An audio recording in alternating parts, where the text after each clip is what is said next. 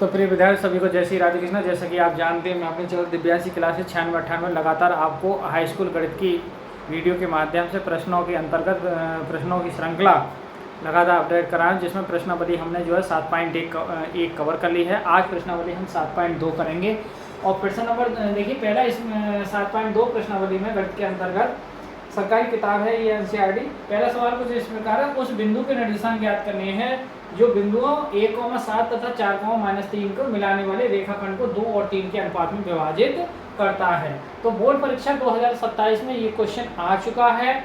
उसमें 3 खंड थे, रेखाखंड को 3 जगह विभाजित कर रहा था। तो ये क्वेश्चन आ चुका है, इसलिए इम्पोर्टेंट है बोर्ड की परीक्षा के हिसाब से 4 नंबर का।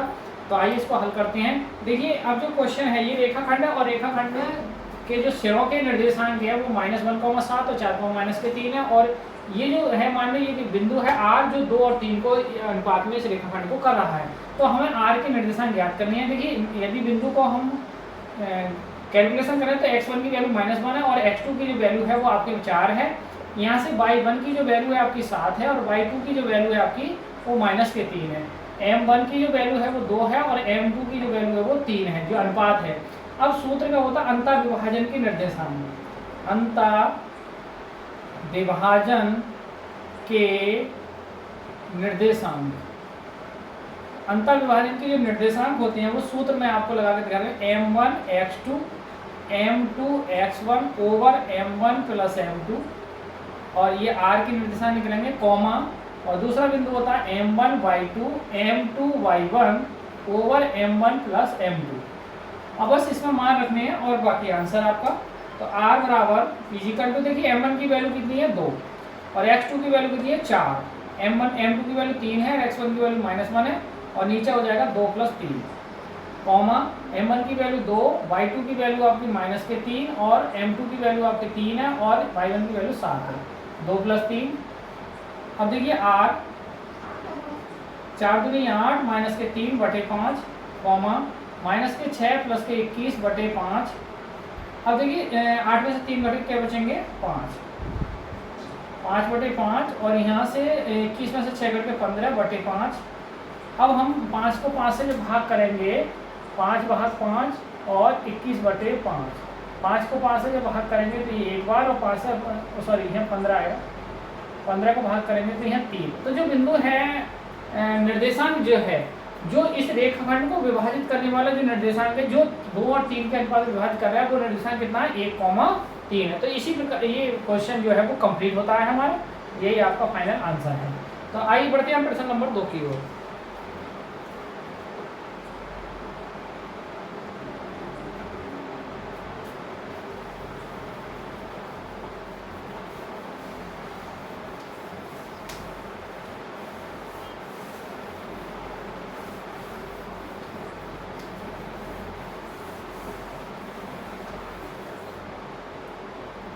प्रश्न नंबर जो 2 है, दूसरा प्रश्न जो है वो 2026 की बोर्ड परीक्षा में आ चुका है। दूसरा क्वेश्चन क्या है कि बिंदु दे रहा है ये एक बिंदु C मान लो, ये बिंदु B मान लो और ये बिंदु A मान लो। C की जो वैल्यू है आपकी वो 2 -3 है और इसकी वैल्यू है 4, -1। क्वेश्चन कह रहा है बिंदु 4, -1 और -2, -3 को जोड़ने वाले रेखाखंड को विभाजित करने वाले बिंदुओं के निर्देशांक ज्ञात कीजिए। तो एक देखिए इसमें पूछ क्या रहा है। अब आप समझे यहाँ ये जो रेखाखंड है इस तरीक़ा से थोड़ा बड़ा है और ये C मान लिया हमने पॉइंट और इसमें कह रहा है ये 2 -3। अब इसको ये जो रेखाखंड है ये ऐसे बिंदु निर्देशांक है इसको 3 जगह टुकड़ों में कर रहे हैं। तो ये मान लो एक टुकड़ा इसका ये हो गया, एक टुकड़ा ये इसका हो गया। तो ये है अब आप मान लो ये P है और ये आपका Q है। तो P और Q के ये आपका देखिए 1 अनुपात, फिर ये भी 1 अनुपात, फिर ये भी 1 अनुपात। कहने का मतलब क्या है समतिर्भाजित समानी बराबर तिरमानी 3 और भाजित मानी भागों में 3 भाजित बराबर भागों में विभाजित करता है। तो एक भाग हमने मान लिए। अब देखिए बिंदु P के लिए अब यहाँ से इसका हल निकल देखेंगे। तो यहाँ से यदि हम बिंदु छाड़ दें तो यहाँ से x1 की वैल्यू 4 है और x2 की जो वैल्यू है आपकी वो -2 है, y1 की जो वैल्यू है वो -1 है और y2 की जो वैल्यू है वो -3 है। अब हम P के लिए लिखा रहे हैं।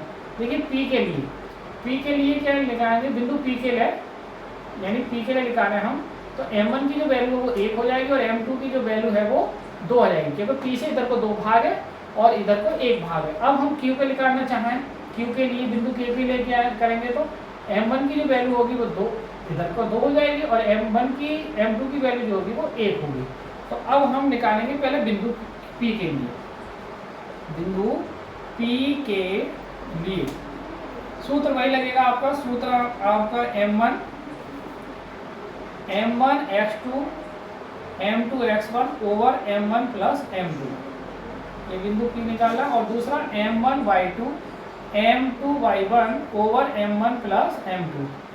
अब यहाँ से देखिए आप क्या करेंगे कि जो मान रखेंगे इसके m1 का मान और m2 के मान ये रखेंगे यहाँ से। m1 की जो वैल्यू वो 1 है देखिए P के लिए, और x2 की जो वैल्यू वो -2 है, और m2 की वैल्यू आपकी 2 है, और x1 की वैल्यू 4 है, बटे में आपका m1 1 प्लस 2।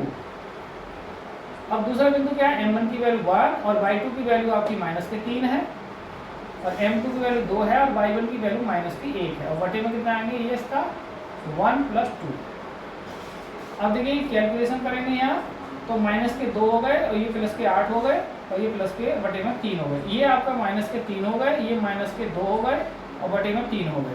तो इस प्रकार जो बिंदु P है वो कितना आ जाएगा, देखिए आप भाई 8 में 2 बटे 6 और 6 भाग 3, और इसका हो जाएगा -5 बटे 3।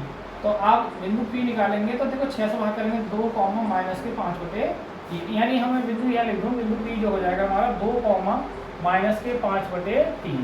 अब हम निकालेंगे बिंदु Q के लिए। यदि बिंदु Q के लिए सूत्र वही लगेगा, m1 x2 m2 x1 बटे में m1 plus m2, m1 y2 और m2 y1 बटे m1 प्लस m2। तो अब देखिए यहाँ से m1 की वैल्यू आपकी Q के ले 2 हो जाएगा, उल्टा हो जाएगा, 2 इंटू x2 की वैल्यू -2 है, m1 की वैल्यू 1 है, m2 की वैल्यू, और x1 की जो वैल्यू वो 4 है, और 2 प्लस ये ऐसे ये m1 की वैल्यू 2, y2 की वैल्यू जो है वो आपकी -3 है, और m2 की वैल्यू 1 और y1 की वैल्यू -1 है, और बटे में 2 प्लस 1। तो यहाँ से ये बिंदु क्या चल गया Q। तो ये -4 हो गए, ये +4 हो गए, ये बटे में 3 हो गए, ये -6 हो गए, ये -1 हो गए, ये 3 हो गए। अब ये आपका हो गया, ये घट के क्या हो जाएगा 0 भाग 3 और ये -7 बटे 3।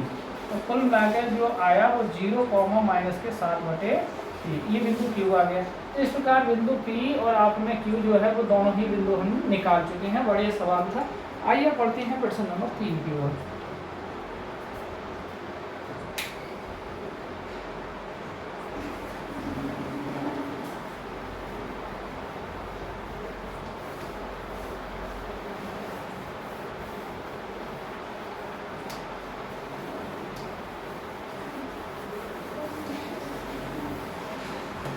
प्रश्न नंबर 3 है कि आपके स्कूल में खेल कूद क्रियाकलाप आयोजित करने के लिए एक आयताकार मैदान ABCD चुने से परस्पर 1 मीटर की दूरी पर पंक्तियां बनाई गई हैं, और AD के अनुदेश 100 गमले रखे हैं जिसकी आकृति में दिखाया गया। निहारिका दूसरी पंक्ति में AD के 1/4 भाग के बराबर जाती है।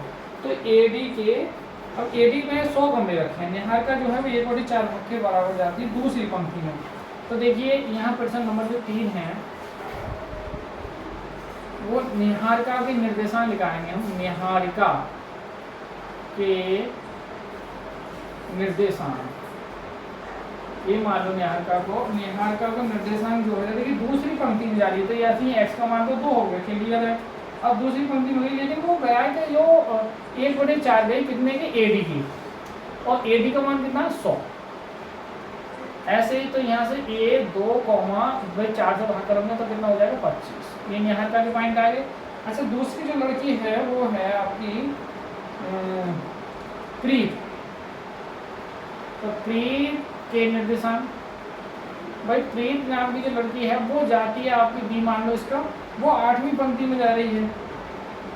वो कह रही है कि निहारिका दूसरी पंक्ति में इतनी के बराबर जाती है, वहीं एक हरा झंडा कर देती है। प्रीत 8वीं पंक्ति में जा रही है और 1/5 भाग जाती है, यानी 100 का 1/5 भाग जाती है। तो जो प्रीत के निर्देशांक हो जाएंगे 8, 5 से भाग करेंगे तो 20। अब देखिए 2 पॉइंट आ गए हम पे।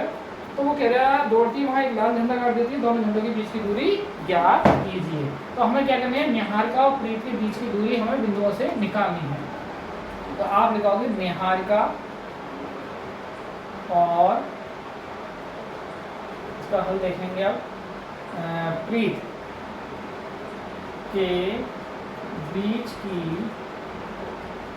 दूरी। तो दूरी का सूत्र लगाएंगे भाई।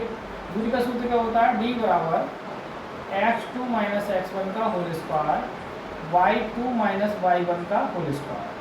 तो यहाँ से हम मान रखेंगे, देखिए x2 यानी पहला पॉइंट 8, दूसरा पॉइंट 8 माइनस 2, ऐसी y2 आपका 20, y1 आपका 25। तो ये घट के कितना हो जाएगा, देखिए 6 का वर्ग और ये माइनस 5 का वर्ग। अब 6 का वर्ग 36 हो जाएगा, 5 का 25 हो जाएगा, जुड़ के कितना आ जाएगा √61। तो दोनों के बीच की जो दूरी आई वो √61 मात्रा है, यानी फाइनल वैल्यू कितनी आ गई √61 मात्रा।